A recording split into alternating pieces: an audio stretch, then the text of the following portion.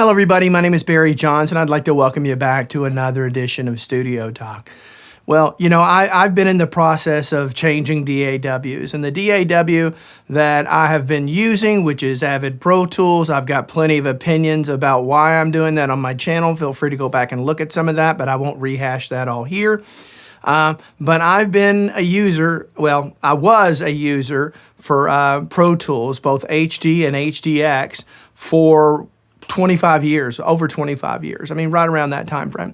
And so I've been deeply ingrained into one particular software. Now, forget the name of the DAW because for the sake of this discussion, or at least this part of this discussion, that really shouldn't matter, okay? It's just moving from something that you know like the back of your hand, you know, it fits like a glove and you understand it. So if you're like me, there's got to be some pretty compelling or frustrating reasons you feeling the need to migrate away from where you're at now. Now, this particular video, or at least part of this video, is only going to help you if you have a lot of experience with one particular DAW and you want to make a change. If you're just looking for a DAW from the very beginning, you're just getting started, I'm not so sure you're going to get what you need out of this particular video. Feel free to watch. It's like anything else. I'm always going to try to say things in my videos that's going to make you think. All right. And so one of the things, you know, when I moved away from Pro Tools, okay, I first moved into Studio One, and then I moved into Logic, and then I tried Reaper, and then I tried Cubase / Nuendo. And so I tried a lot of those. Now, I found that some were easier to go to from one DAW to the next than others, okay? You've got, for example, one extreme to the other extreme being how Cubase / Nuendo works compared to how Pro Tools works. I mean, terminology, thought process, they do the same things for the most part, but the way you go about it and the way you do it is radically different. So there's a huge learning curve. Now, what most people do, unfortunately, you know, they just give up on that migration away because the learning curve is too hard. And I certainly understand that, okay? Like I said, I found navigating into Reaper and Studio One a little bit easier, although Reaper's probably close to Pro Tools than Studio One is. But you can set Studio One up to mimic Pro Tools, so there's that feature. So again, don't get hung up on the particular DAW. You're going to find the one that works best for you. And I'm not here to recommend a particular DAW, just some lessons I've learned about switching DAWs when you know them like the back of your hand. Now, as you would expect, you know, well, first of all, let me say that I ultimately landed on Nuendo. And so I'm loving Nuendo right now, but that transition has not been easy until I did something I'll talk about in a minute that really leap-bounded me away from that, all right? And so, you know, like most people, well, the reason I picked Nuendo over Cubase is they were running a massive sale at the time, and Nuendo was only like $100 more than Cubase. So I thought I'd go ahead and go with Nuendo because I may want to toy around, play with some post things and things like that later. But basically, you know, Nuendo is just basically a slightly amped up, more post-driven DAW than Cubase, but they're basically the same DAWs for the most part. Okay, and so ultimately I settled on Nuendo, and the thing that drove me towards Nuendo above Studio One, and I really like Studio One, okay, was the fact that I bought an SSL UF8, and it's so much better integrated in the Cubase Nuendo world than it is in Studio One. They have a lot of work to do with Studio One, in my opinion. But a great little control surface. I actually have one now back there, and I've got another one on order. And both of those are replacing a 24-channel D command control surface that's actually sitting on my dining room table until I figure out how much I'm going to sell it for and how I'm going to go about that because I really don't want to ship it. Okay, so ultimately, trying to learn Nuendo / Cubase was hard. I mean, it was hard. It was not easy at all. Again, they're night and day difference between the two. But it was really, really hard. And when you go searching, as all of us do, we go searching on YouTube to figure out how to do something. We know what we want to do, and then we type it in Google and say, how do I do that in Nuendo? Or how do I do that in Cubase? Or how do I do that in Studio One? Or Reaper or Logic or whatever it is you're going to be using out there.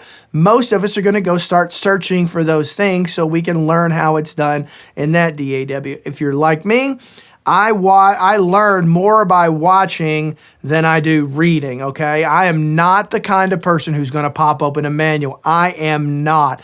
And if you can't design something in the audio world, for the most part, that does not require, that requires jumping in into the manual thing, I'm probably not going to lean that direction. So I just don't have the attention span, and I have the comprehension, but not the attention span, probably like a lot of you.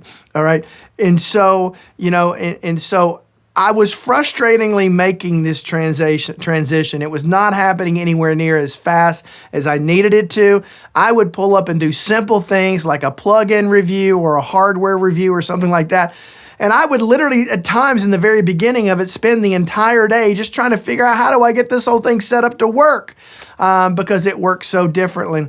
So here's what I ultimately found, and it has proven to be the greatest. Not the greatest. It has proven to be a very significant investment in my transition to make it so much easier, okay? To the point I may actually make some of these later on down the road because they're so helpful. I won't charge as much as that guy particularly did, but, I just want to help people. That's my goal. And so, ultimately, I bought a training course for Nuendo/Cubase. A very, very, very in-depth that happened to be one of the guys that I kept finding that I kept navigating the most back to in YouTube videos for how to do this and how to do that. And he's got a great presentation style, great communication style. So he did this particular video series, and I think I paid $130 for it or something like that.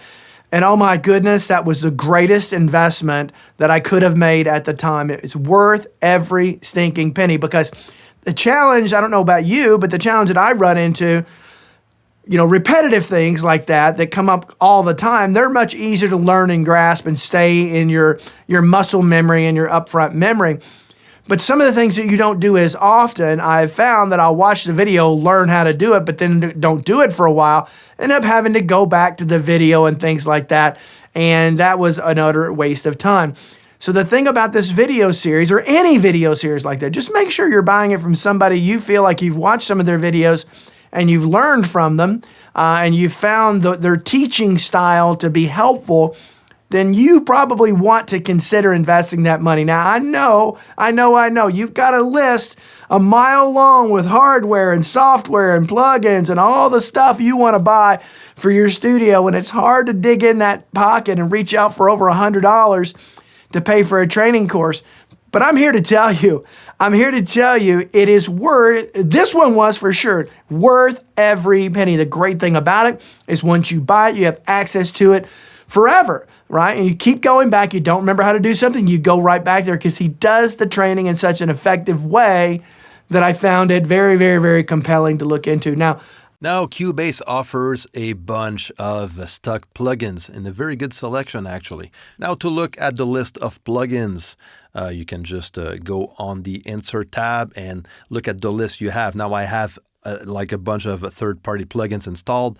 So what I did on my side, I created myself a collection that goes by vendor, and I have one for a folder for Cubase's plugins. And this is what I get here. And so there's a lot of plugins included in Cubase that will help you with your music production, mixing, and recording. I learned this lesson when I first got into videography a couple of years ago.